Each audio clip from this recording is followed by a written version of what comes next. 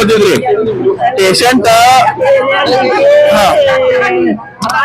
Patient admit ಮಾಡುವಾಗ ಅವ್ರು ನಡ್ಕೊಂಡ್ ಬಂದು ಪೇಷಂಟ್ ಅಡ್ಮಿಟ್ ಆಗಿದಾವ್ರಿ. ಮತ್ತೆ ಏನು ಇವತ್ತು ಮಾಡಂಗಿಲ್ಲ ಅಂತ ಹೇಳಿದ್ರು ರಾತ್ರಿ ಅವ್ರ ಗಂಡ ಅವ್ರ ಬಿಟ್ಟು ಮತ್ ಮನಿ ಕಡೆ ಹೊಡಿದಾರ್ರಿ. ಅವ್ರು ಬರೋಕ್ಕಿಂತ ಮೊದ್ಲ ಅವ್ರು ಸೀಸರ್ ಮಾಡಿ ಅವ್ರು ಬಂದ ಮತ್ ಸೈನ್ ತಗೊಂಡಾರ್ರಿ ಅವ್ರು ಡಾಕ್ಟರ್. ಆದ ನಂತರ ಆಮೇಲೆ 12:30 ಸ್ವಲ್ಪ ಕಂಡೀಷನ್ ಕ್ರಿಟಿಕಲ್ ಇದೆ ಅಂತ ಹೇಳ್ತಾರೆ.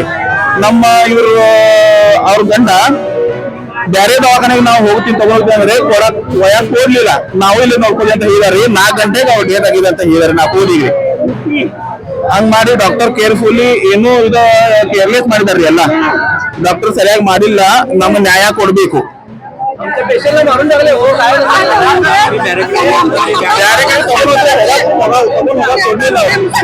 ಮತ್ತ ಖಾಲಿ ಪೇಪರ್ ಮ್ಯಾಗ ನಮ್ ಕರ್ಸಿ ಸೈನ್ ಮಾಡ್ಕೊಂಡ್ರಿ. ಖಾಲಿ ಪೇಪರ್ ಮ್ಯಾಗ ಏನೂ ಬರ್ದಿಲ್ಲ.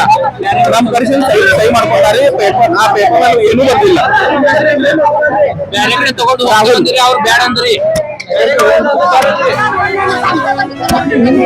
ಅಂಜಲಿ ಪಾಟೀಲ್ ಅಂತೇಳಿ 32 years old, ಪ್ರೈಮಿ ಗ್ರಾವಿಡ ವಿತ್ 40 weeks ಆಗಿದೆ. ಆಗಿರುವ ಪ್ರೆಗ್ನೆಂಟ್ ವುಮನ್ ನಮ್ಮಲ್ಲಿ ಬಂದು ಅಡ್ಮಿಟ್ ಆಗ್ತಾರೆ.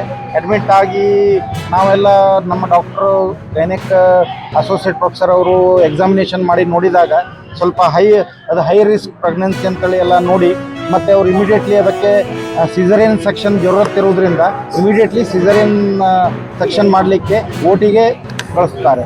OT ಮಾಡುವಾಗ ಈಗ OTಯಲ್ಲಿ ಕರ್ಕೊಂಡು ಹೋದಾಗ ಸಡನ್ ಅವರಿಗೆ ಪಿಡ್ಸ್ ಬರ್ತದೆ.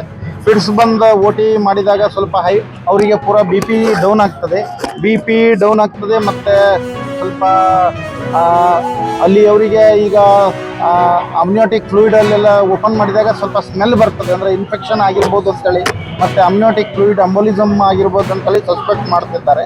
ಮಾಡಿ ಅವರು ಅದನ್ನು ಪೇಷಂಟನ್ನೇ ರಿವ್ಯೂ ಮಾಡಲಿಕ್ಕೆ ಭಾಳ ಟ್ರೈ ಮಾಡ್ತಾರೆ. ಮಾಡಿ ಎಲ್ಲ ಇದು ಮಾಡ್ತಾರೆ.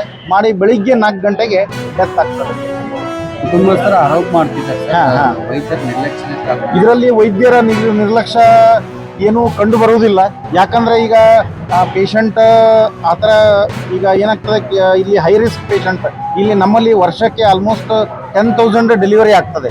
10,000 ಡೆಲಿವರಿಯಲ್ಲಿ ಆಲ್ಮೋಸ್ಟ್ more than 50%, ಒಂದು 5,000 to 6,000 ಸಿಸರಿಯನ್ ಸೆಕ್ಷನೇ ಆಗ್ತದೆ. ಎಲ್ಲ ಹೈ ರಿಸ್ಕ್ ಪೇಷಂಟ್ಸ್ ಅಂದರೆ ಈಗ ಎಲ್ಲಿಯೂ ಈಗ PSC ಮತ್ತು ತಾಲೂಕಾ ಹೆಲ್ತ್ ಹಾಸ್ಪಿಟಲ್ ಅಲ್ಲೆಲ್ಲ ಪ್ರಾಬ್ಲಮ್ ಆಗಿದ್ದ ಕಾಂಪ್ಲಿಕೇಟೆಡ್